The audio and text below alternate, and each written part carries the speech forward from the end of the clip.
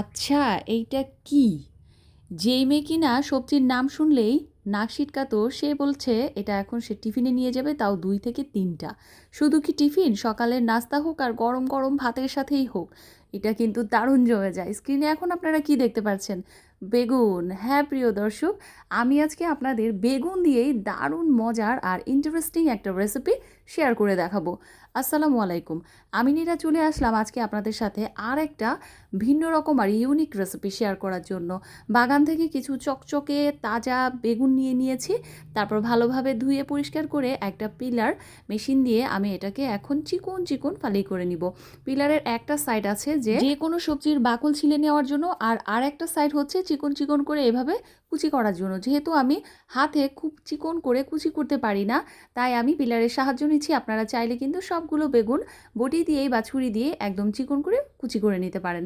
তারপর বেগুনের যে কালো কষটা সেটা আমি সামান্য লবণ পানিতে ২ থেকে ৩ মিনিট বেগুনের কুচিগুলোকে ভিজিয়ে রেখে ভালোভাবে চিপে আলাদাভাবে তুলে নিচ্ছি। এখন একটা বউলে আমি সেই বেগুন কুচিগুলো নিয়ে নিলাম। দেখতেই পাচ্ছেন লবণ পানিতে ভিজিয়ে রাখার জন্য কিন্তু বেগুনগুলো একদম সফট হয়ে গিয়েছে। এখন বাদবাকি মশলাগুলো দিয়ে দিচ্ছি, যেমন পেঁয়াজ কুচি, কাঁচামরিচ কুচি। চাইলে এগুলোও কিন্তু খুব মিহিভাবে কুচি করে দিতে পারেন। তারপর কিছু গুঁড়া মশলা, হাফ চা চামচের মতো টেলে রাখা জিরা গুঁড়া, ধনিয়া গুঁড়া আর অল্প হলুদ গুঁড়া দিয়েছি। তারপর দিয়েছি চালের গুঁড়া হাফ কাপের মতো, আর সামান্য একটু আদা রসুন পেস্ট যেন সুন্দর একটা ঘ্রাণ আসে, আর একটা ডিম।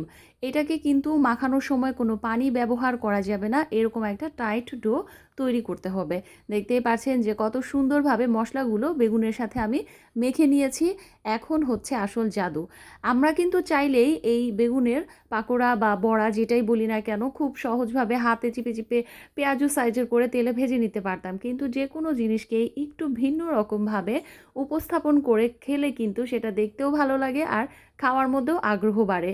আমি যখন এভাবে কুকি কাটার দিয়ে এক একটা এক এক সাইজ করে ভেজে নিচ্ছিলাম, তখন দেখতে যা সুন্দর লাগছিল আর একদম ভিন্ন রকম লাগছিল। তো এটা নর্মালি আপনারা কিন্তু চাইলে হাতে চেপে চেপেও তৈরি করে নিতে পারেন। আমার বাসায় কুকি কাটার ছিল, আমি ভাবলাম যে একটু ইউনিক করি।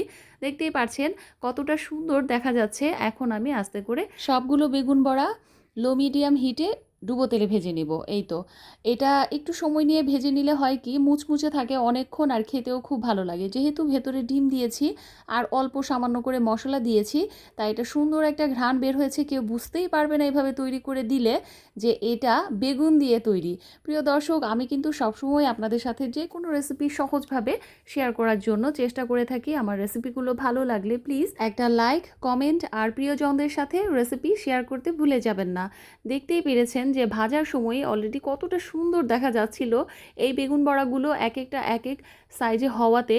এটা ভাজার পর আমার বাচ্চারা তো দেখে খুবই খুশি, ওরা খুব আনন্দ নিয়ে খেয়েছে আর খুবই ক্রিস্পি ছিল। ভেজে নেওয়া এই বেগুন বড়া বা পাকোড়াগুলো আপনারা চাইলে যে কোনো চাটনি বা টমেটো সসের সাথে ইনস্ট্যান্ট খেতে পারবেন বিকেলের নাস্তায়, অথবা আমি তো গরম ভাতের সাথে খেয়েছি। তাছাড়া পোলাও বা খিচুড়ির সাথে খেতেও কিন্তু এটা দারুণ জমে যাবে। আর লাভ শেপের যে বেগুন বড়াটা ছিল সেটা আমার মেয়ে একটা তো খেয়েছে, আর 2টা নিয়ে গিয়েছে টিফিনে তার বান্ধবীদেরকে খাওয়াবে আর দেখাবে বলে। এদিকে আমি গরম গরম ভাতের সাথে 2টা বেগুনের ভালোবাসা আর একটুখানি দেশি মুরগির ডিমের ভুনা নিয়ে সকালের নাস্তা সেরে ফেললাম। তাহলে আজকের ভিডিওটা এই পর্যন্তই। সবাই খুব ভালো থাকবেন। আল্লাহ হাফিজ।